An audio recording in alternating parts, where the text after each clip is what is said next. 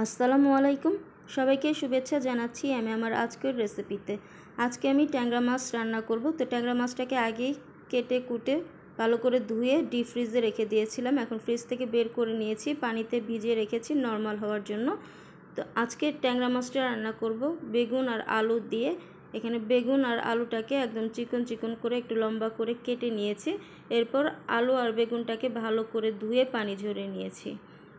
তো এখন আমি এর মধ্যে বাকি উপকরণগুলো অ্যাড করব। তো এখানে আমি দিয়ে দিচ্ছি পেঁয়াজ কুচি।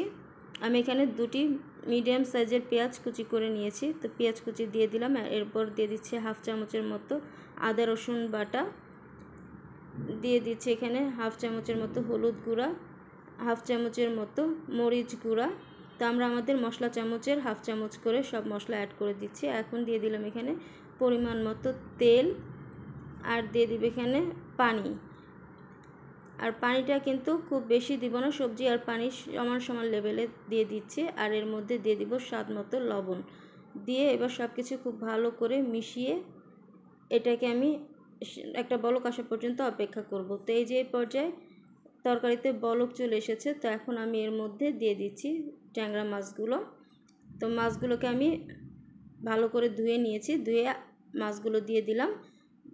দিয়ে এবার মাছটাকে হালকা একটু নেড়েচেড়ে সবজিটার সাথে মিশিয়ে দিলাম। তো এখন এর মধ্যে কয়েকটি কাঁচামরিচ ফালি অ্যাড করে দিলাম। আর কাঁচামরিচটা আপনারা যতটুকু ঝাল খাবেন তো সেই অনুপাতে অ্যাড করে দিবেন। আর এর মধ্যে দিয়ে দিচ্ছি ফ্রোজেন করে রাখা ধনেপাতা কুচি। যদি ফ্রেশ ধনেপাতা কুচি থাকে তাহলে সেটা দিতে পারেন। তো এবার সব কিছু খুব ভালো করে নেড়েচেড়ে মিশিয়ে দিলাম। এবার পানিটা শুকানো পর্যন্ত অপেক্ষা করব। তো এই যে এই পর্যায়ে কিন্তু পানিটা শুকিয়ে এসেছে। আর এর থেকে আমি বেশি ঝোলটাকে শুকাবো না, আর এটা একটু শুকনো শুকনো খেতেই কিন্তু ভালো লাগে। তো আমি এটাকে এই পর্যায়ে চুলাটা অফ করে দিব। আর এটা ঠান্ডা হলে কিন্তু মাছের ঝোলটা আরেকটু শুকিয়ে যাবে। তো এবার আমি এটাকে একটা সার্ভিং ডিশে সার্ভ করে দিচ্ছি। তো তৈরি হয়ে গেছে বেগুন আলু দিয়ে ট্যাংরা মাছ।